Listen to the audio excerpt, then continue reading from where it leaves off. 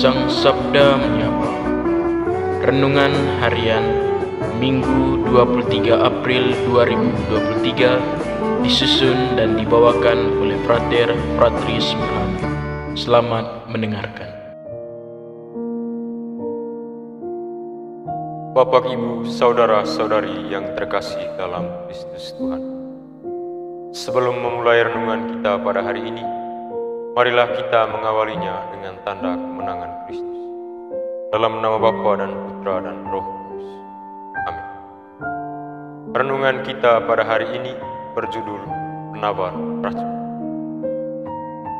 Bapak, Ibu, Saudara-saudari yang terkasih dalam Tuhan. Penginjil Lukas menceritakan dengan jelas kisah penampakan Yesus kepada dua orang muridnya dalam perjalanan ke Emmaus. Dalam perjalanan yang memakan jarak tempuh 7 mil itu, kedua murid tidak menyadari kehadiran Yesus di hadapan mereka, bahkan setelah berdialog panjang lebar tentang kematian Sang Mesias. Penginjil menuliskan bahwa ada sesuatu yang menghalangi mata kedua murid itu, sehingga mereka tidak dapat mengenal Dia. Sesuatu itu apa? Dalam banyak perkiraan, saya merenungkan bahwa sesuatu itu tak ubahnya racun yang merasuki kedua murid itu. Racun itulah yang menyebabkan kedua murid itu kehilangan kesadaran dan kepekaan. Mereka pun tidak menyadari kehadiran Yesus di hadapan mereka. Bapak, Ibu, Saudara-saudari yang terkasih dalam Tuhan. Dalam kehidupan harian, kita tidak menyadari adanya racun itu. Ia menggerogoti kita diam-diam. Racun itu adalah segala hal yang melampaui kebutuhan kita. Ketika kebutuhan kita sudah terpenuhi, kita seringkali menuntut lebih. Tuntutan itu muncul dalam rupa gengsi, amarah, dan tidak pernah puas dengan keadaan.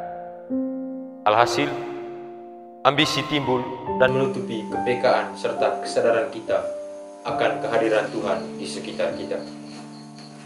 Tidak berlebihan jika saya menyebutkannya sebagai ambisi. Ambisi yang berlebihan memudahkan racun itu merambat di seluruh tubuh. Ketika racun itu sampai ke mata, kita tidak menyadari kehadiran Tuhan di hadapan kita. Kita cenderung menyibukkan diri dengan pekerjaan, hobi, gaya hidup, dan penampilan. Kita cenderung mengabaikan saudara-saudari kita yang membutuhkan bantuan, anak-anak yang berjuang memenuhi tuntutan orang tua dan keluarganya, atau orang tua yang berjuang setengah mati untuk anak-anaknya, sedangkan anak-anaknya berusaha menjaga gengsinya. Belum lagi, kita cenderung menilai penampilan orang lain. Jangan sampai kumisnya kelewat panjang, ginculnya tebal sebelah, atau bajunya terlalu kusut barangkali. Ketika racun itu sampai ke telinga, suara Tuhan tak ada bedanya dengan lagu pengantar tidur. Begitu merdu sampai membuat kita ketiduran.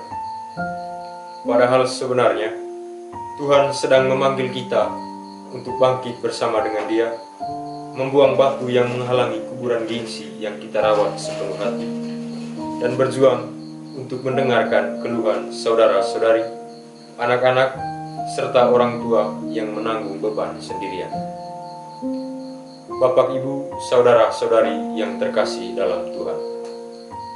Penawar racun-racun itu disampaikan juga oleh penginjil Lukas hari ini.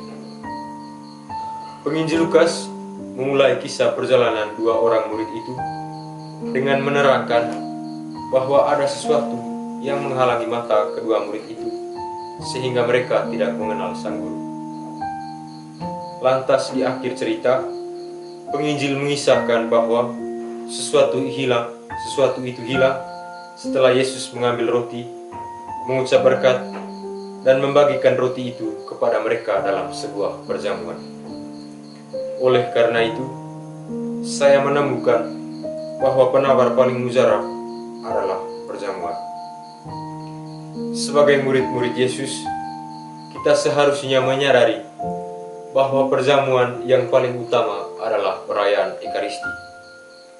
Di sana, Tuhan hadir dan menyelamatkan manusia dengan pengorbanan, sehingga penting bagi kita untuk hadir dan mengikuti perayaan Ekaristi itu dengan sepenuh hati.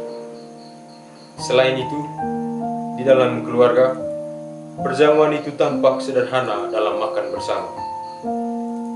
Di sana, semua anggota keluarga berhak mengeluhkan ini itu kepada anggota keluarga lainnya, sehingga segala kesulitan dipikul dan dicari jalan keluarnya bersama-sama.